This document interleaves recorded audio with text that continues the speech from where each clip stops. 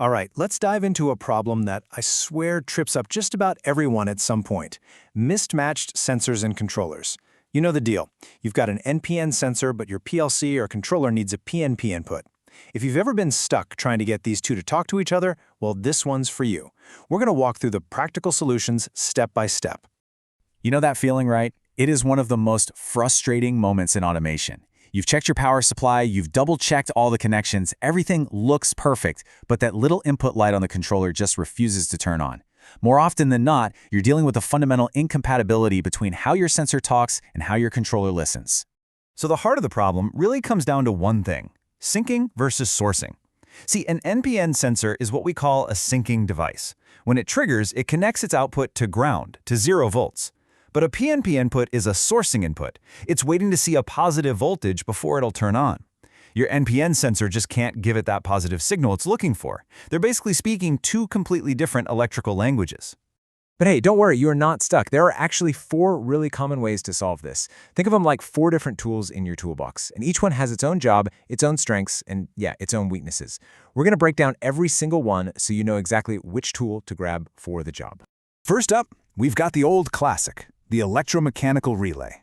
This is often the first thing people reach for, mainly because it's so simple, and it has one really important feature that we'll get to in a second. It basically acts as a simple electrical translator between our two mismatched devices. In this setup, it is incredibly straightforward. All your NPN sensor has to do is turn the relay's little coil on and off, and once that coil gets energized, it flips a switch on a completely separate circuit, one that you've already wired up to a positive voltage, and that creates the clean PNP signal your controller needs to see. It's a really simple 4-step deal. Okay, so here's the trade-off. The biggest win for a relay is that it gives you complete electrical isolation. It builds a wall between your sensor and your controller, which is great for protecting your sensitive electronics. But, and this is a big but, it's slow. We're talking 10 to 20 milliseconds to switch, which makes it totally useless for anything fast. And because it's got moving parts, it's going to wear out eventually. So what's the takeaway? It's great for simple, low-speed stuff. Okay, now let's look at what is by far the simplest solution on paper. But it's also the one that comes with the most red flags. I like to call it the risky resistor, and you are about to see exactly why. So this method uses something called a pull-up resistor. Here's how it works. When your NPN sensor is off, that resistor pulls the input voltage up to your positive supply, which turns the PNP input on. Then, when the sensor turns on, it yanks that voltage all the way down to ground, turning the input off. Did you catch that? The logic is completely backwards, so you have to remember to go into your software and flip it. And this, right here, this is the single most important warning. I'm going to say it again because it is that critical. The resistor value must be calculated. There is no universally safe value. You can't just grab one out of a drawer and hope for the best. If the value is too low, you could burn out your sensor. If it's too high, your PLC won't even see the signal. You got to do the math. So the final verdict here is pretty clear. This method gives you 0 electrical isolation, which leaves your controller totally vulnerable. It's basically a magnet for electrical noise, and sometimes it just plain won't work with certain PLC input cards. Look, while it seems like a quick and dirty fix, it is absolutely not recommended for any kind of serious or critical system. So, if the relay is too slow and the resistor is just too risky, what do the pros use?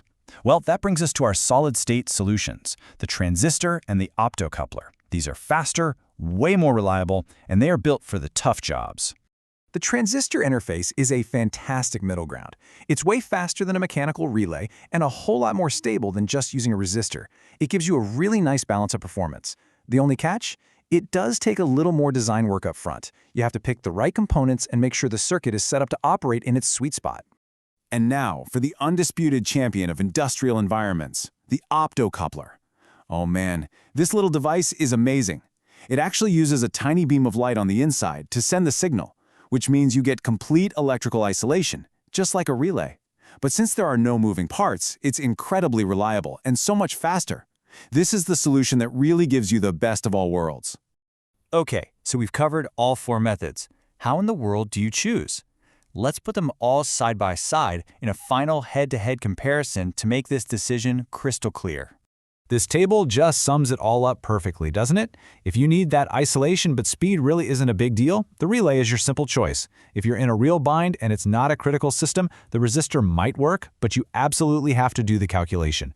The transistor gives you that great balance of speed and reliability, but you lose the isolation. And then there's the optocoupler. It's fast, has excellent isolation, and it's rock-solid reliable. For any serious industrial job, it is the clear winner.